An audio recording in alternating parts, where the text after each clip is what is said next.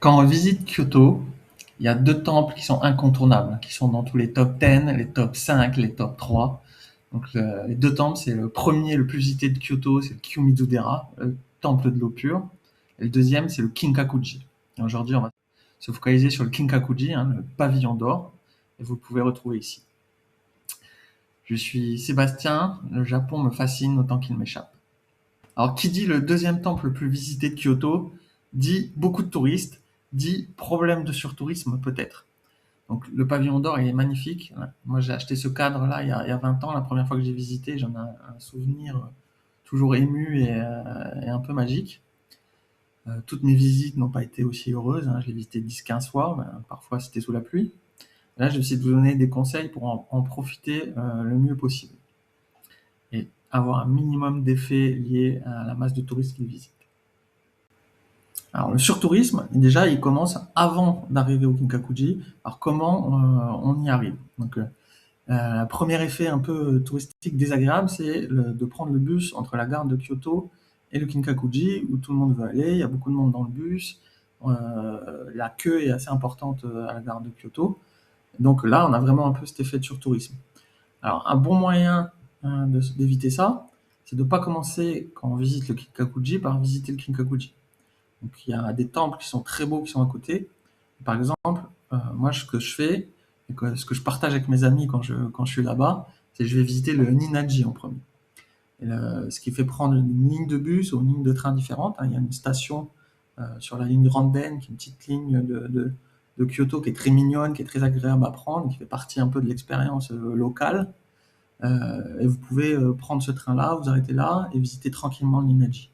Et déjà, le fait d'arriver dans la zone du Kinkakuji sera beaucoup moins empreinte de surtourisme.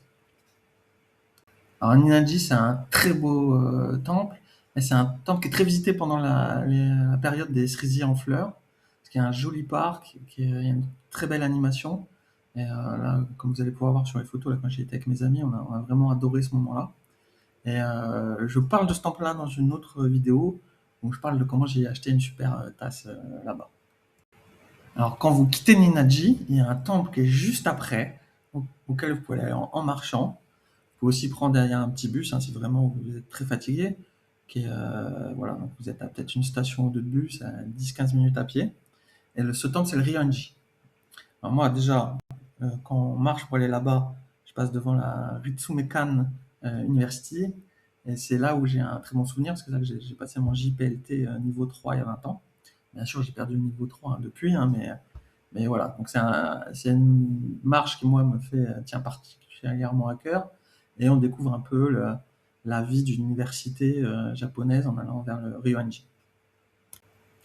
Alors, Ryoanji, hein, c'est un temple célèbre. Alors, il est célèbre notamment grâce au film Stupeur et tremblement, hein, dans lequel on peut retrouver Amélie Nothomb, qui est une grande fan du Japon, hein, qui a vécu petite au Japon, qui vient retravailler au Japon en tant que stagiaire et qui vit des choses un peu spéciales. Donc c'est un temple qui est mis à l'honneur dans ce film-là. Donc si vous n'avez jamais vu le film, c'est l'occasion de le découvrir.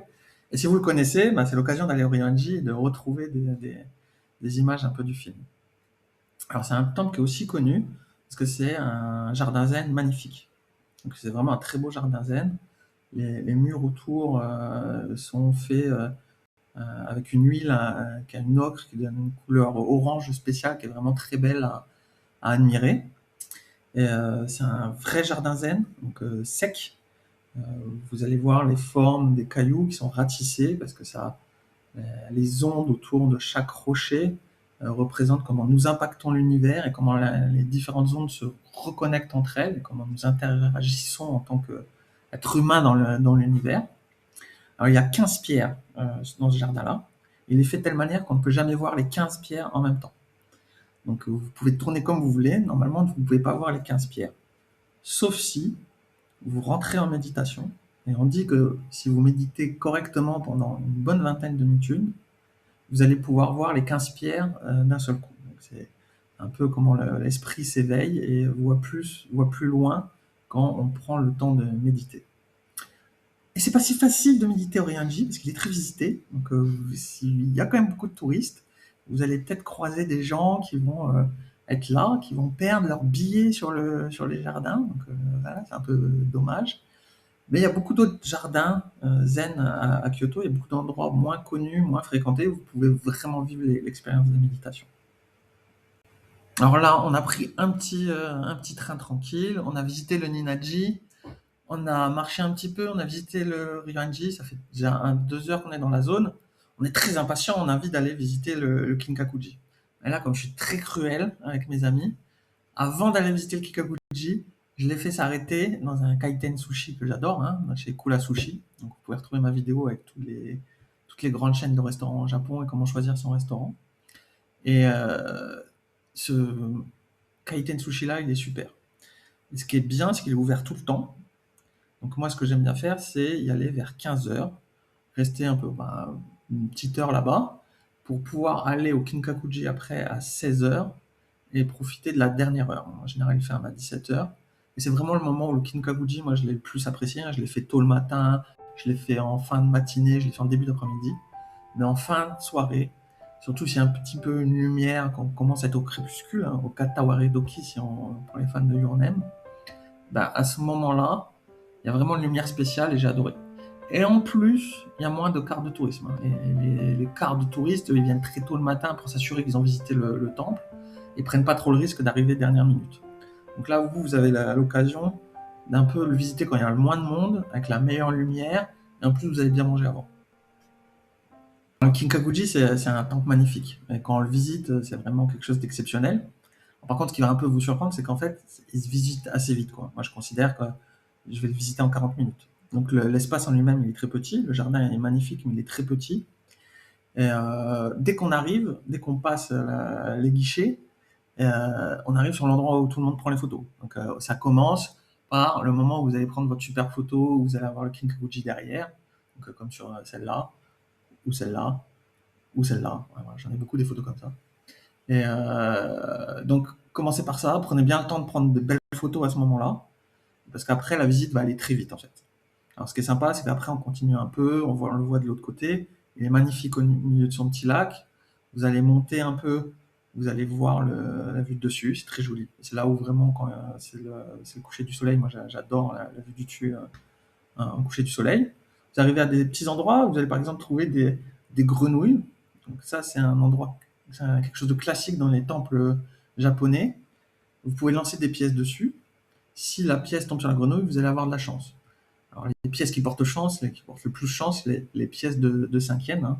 Symboliquement, la pièce de 5 yens, elle porte chance au Japon, hein. Bien sûr, c'est peut-être plus facile de lancer des pièces de 10 yens, hein, pour la praticité du geste. Mais voilà, c'est un petit jeu que vous pouvez faire. Si vous y arrivez, vous savez que votre vœu va se réaliser, vous allez avoir de la chance. Voilà, ça c'est mes conseils pour apprécier le Kinkakuji et le passage dans les environs du Kinkakuji. Vous pouvez tout retrouver sur mon site Ryoko Mon Amour, le détail du parcours, comment y aller, comment apprécier. Vous pouvez retrouver d'autres parcours, bien sûr, si vous voulez des parcours un peu plus zen. Vous pouvez retrouver d'autres conseils, comme par exemple, qu'est-ce que vous pouvez faire avant. Moi, je conseille de faire avant le Kikakuji Arashiyama, hein, qui est pas très loin, donc c'est facile d'aller de l'un à l'autre en prenant justement la randen. Et voilà, c'est deux moments qui se complètent bien, voilà. Profiter un peu de la nature de Arashiyama, puis après aller voir les beaux temples à côté du Kikakuji. Voilà, je vous remercie, j'espère que ça vous aidera à apprécier votre séjour au Japon. Arigatou gozaimashita. Yoroshiku onegai shimasu.